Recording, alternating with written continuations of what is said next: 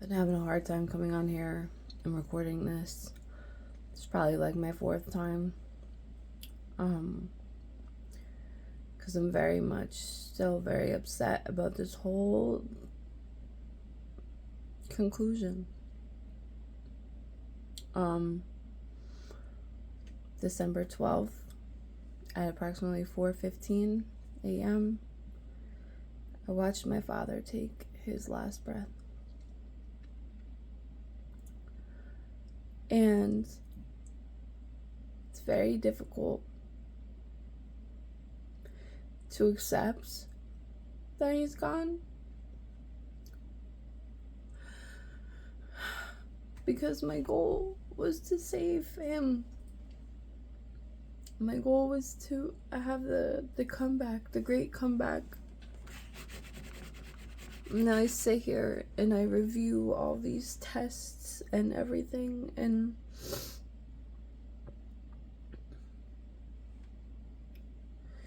how the healthcare system is so fucking broken. It's so broken. The amount of stress and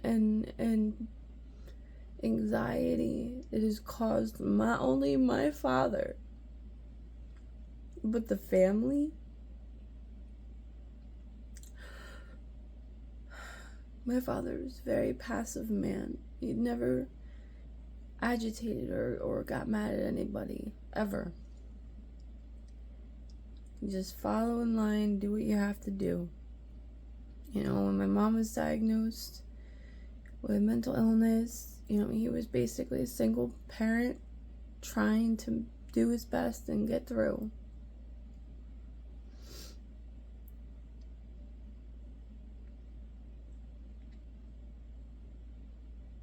He's 74 though.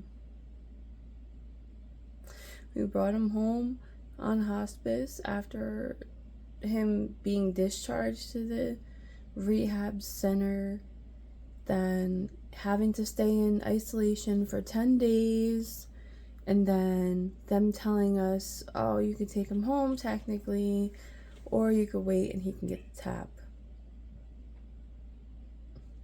The stomach tap, the ascites. So we waited the 10 days. Dad wanted to wait the 10 days. He wanted to wait and get the stomach tap. 10 days is up. I call the rehab center. Do you have this scheduled? Nope, they don't have it scheduled. Why don't you have this scheduled? Oh, he may have C. diffs again. Oh, can you call the radiology department and ask them if they would still take him? I am in charge of calling the radiology department to make sure that they would still take him. They fucking gave me the runaround about everything. And me, I'm so calm. I don't like to push it. I don't lose my cool that often. At all. And I'm mad because I didn't do it sooner, because I called Tuesday. I called the doctor in charge of my father. I call the hospital. Then I call the rehab center. And now by Thursday, after Dad's out of quarantine, I'm fucking threatening these people. If they don't do something, there's gonna be consequences. Right? So finally, somebody calls the fucking radiology department to set something up. But they have to wait for the intravenous radiology person to get back to them.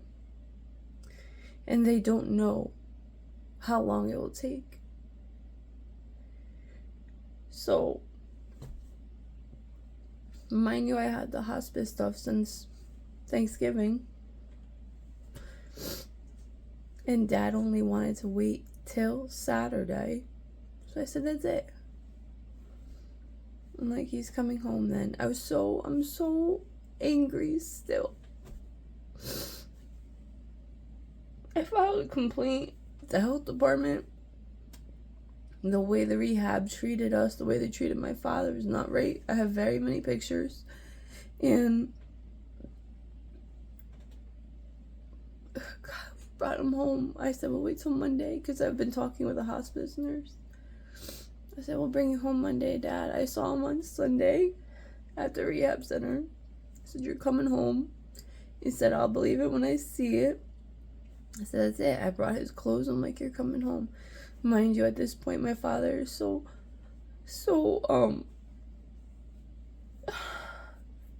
bedridden. Like, he has a catheter in, and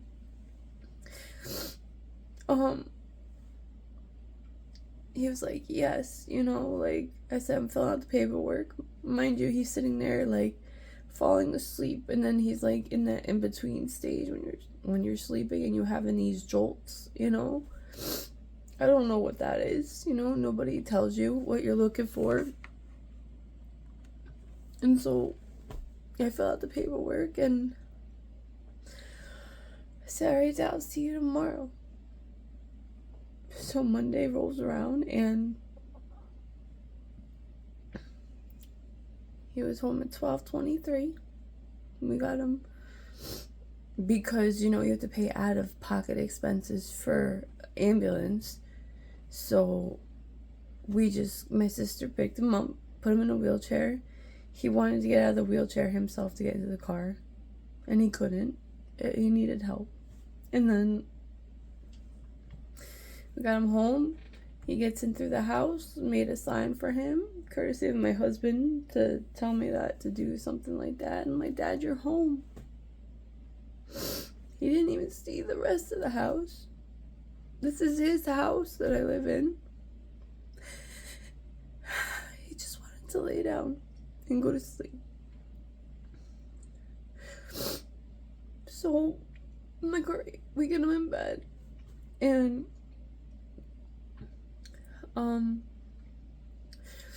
then the hospice nurse comes, and the other one, and instantly off the bat, they could hear the gargling noise in his throat, which is hard for him to clear any of that mucus out. And so she put the fentanyl patch on him, and then gave him morphine, and then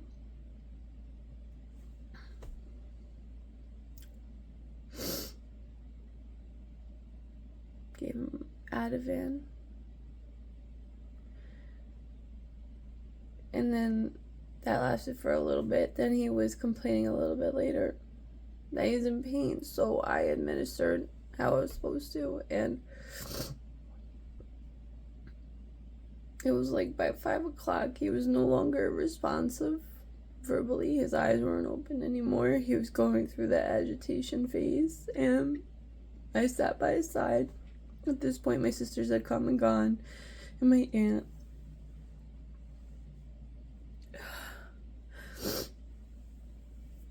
And then I had to keep administering medication because he started to get agitated. He wanted to get up, get out.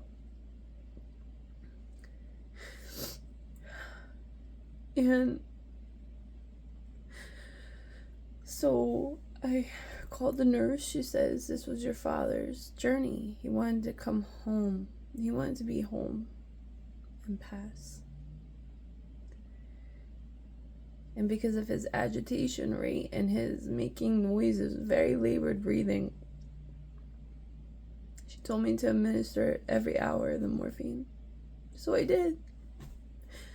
It was hard because he said to me at one point, stop giving me that. And I stopped. But then he became unconscious, breathing, just making, noises.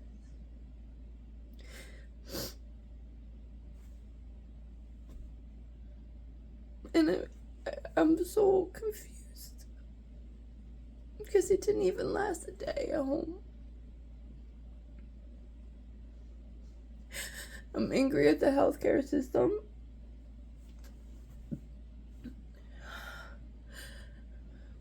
I'm angry at the healthcare system. I'm questioning myself. I put my father to sleep.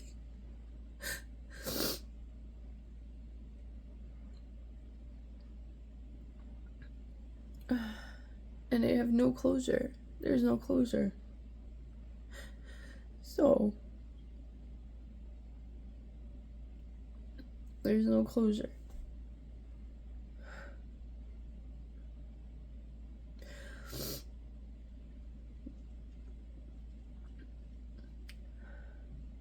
Very traumatizing.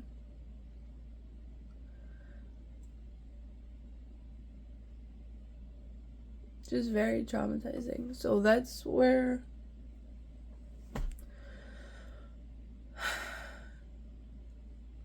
I'm kind of stuck right now.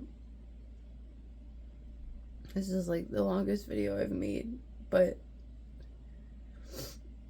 if anybody has ever had to deal with hospice or to deal with these hospitals, and it's like they see your age and they're like, well, you're expendable kind of thing. And it's not right. It's not.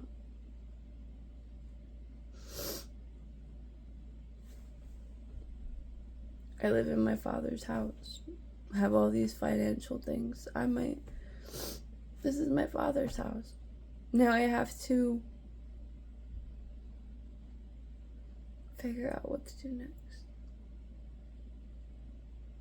Because the foundation of everything in my life that was good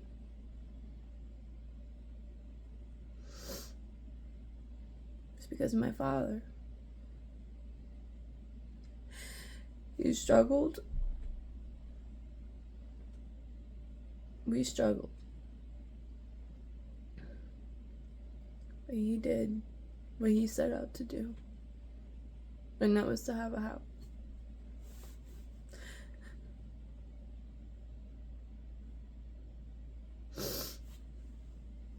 Oh gosh, I'm rambling.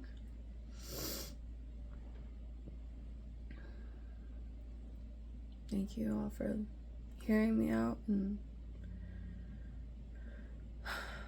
please comment if you've had a similar experience. I'm so done with this healthcare system.